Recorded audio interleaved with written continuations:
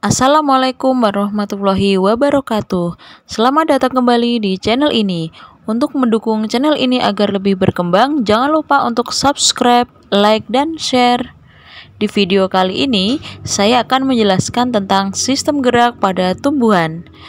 Tumbuhan melakukan gerakan sesuai dengan rangsang yang diperoleh. Rangsangan tersebut dapat berupa bahan kimia, suhu, gravitasi bumi, atau intensitas cahaya yang diterima. Gerak pada tumbuhan dapat dibedakan berdasarkan penyebabnya, yaitu gerak karena pengaruh dari dalam tumbuhan sendiri atau gerak endonom, gerak karena pengaruh kadar air atau gerak higroskopis, dan gerak karena pengaruh dari luar atau gerak etionom. Yang pertama, gerak endonom. Gerak endonom atau gerak autonom merupakan gerak tumbuhan yang disebabkan oleh faktor dari dalam tumbuhan sendiri. Misalnya, gerak batang tanaman kacang panjang selalu membelit ke arah kanan. Yang kedua, gerak higroskopis.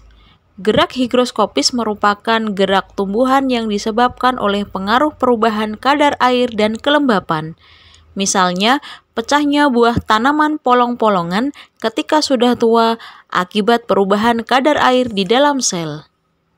Yang ketiga, gerak etionom. Gerak etionom merupakan gerak pada tumbuhan yang dipengaruhi rangsangan dari luar tumbuhan, yaitu dari faktor-faktor lingkungan. Berdasarkan respon gerak yang dilakukan tumbuhan, gerak etionom dapat dibedakan menjadi gerak tropisme, gerak nasti, dan gerak taksis. Gerak tropisme. Tropisme adalah gerak tumbuhan yang arah geraknya dipengaruhi oleh arah datangnya rangsangan. Tropisme positif adalah gerak yang arahnya mendekati rangsangan, sedangkan tropisme negatif adalah gerak yang arahnya menjauhi rangsangan. Berdasarkan jenis rangsangannya, terdapat berbagai macam gerak tropisme. Yang pertama, fototropisme. Yang kedua, hidrotropisme. Yang ketiga, geotropisme. Yang keempat, tikmotropisme. Yang kelima, kemotropisme. Fototropisme yaitu gerak pada tumbuhan karena adanya rangsangan cahaya. Misalnya, ujung batang tumbuhan mengalami pertumbuhan ke arah cahaya.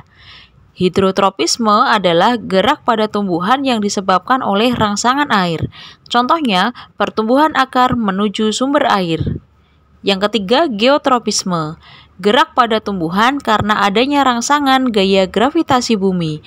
Terdapat dua macam gerak geotropisme, yaitu geotropisme positif jika arah pertumbuhan menuju ke bawah, dan geotropisme negatif jika arah pertumbuhan menuju ke atas. Tikmotropisme adalah gerak pada tumbuhan karena adanya sentuhan dari hewan, benda, atau tumbuhan lain. Pada umumnya, tikmotropisme terjadi pada tumbuhan pemanjat atau tumbuhan yang memiliki sulur seperti anggur, ubi jalar, melon, dan tumbuhan lainnya. Kemudian kemotropisme adalah gerak pada tumbuhan karena adanya rangsangan bahan kimia. Contohnya gerak akar menuju tempat yang mengandung banyak zat hara atau gerakan bulu serbuk sari menuju sel telur yang dipengaruhi oleh zat kimia yang dikeluarkan oleh bakal buah. Selanjutnya, gerak nasti, yaitu gerak bagian tumbuhan yang arah geraknya tidak dipengaruhi oleh arah datangnya rangsangan. Gerak nasti disebabkan oleh perubahan turgor pada jaringan di tulang daun.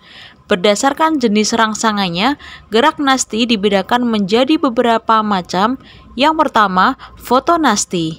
Yang kedua, termonasti. Yang ketiga, niktinasti. Yang keempat, seismonasti. Fotonasti adalah gerak bagian tumbuhan karena adanya pengaruh rangsangan sinar matahari. Misalnya, mekarnya bunga pukul 4 pada sore hari. Termonasti adalah gerak bagian tumbuhan karena adanya pengaruh faktor suhu. Misalnya, mekarnya bunga tuli pada musim semi. Niktinasti adalah gerak bagian tumbuhan karena rangsangan cahaya gelap. Contohnya, daun tumbuhan turi bila di malam hari akan menutup dan membuka kembali pada pagi hari. Kemudian seismonasti adalah gerak bagian tumbuhan karena sentuhan atau getaran. Contohnya, daun putri malu yang menguncup jika disentuh. Gerak taksis.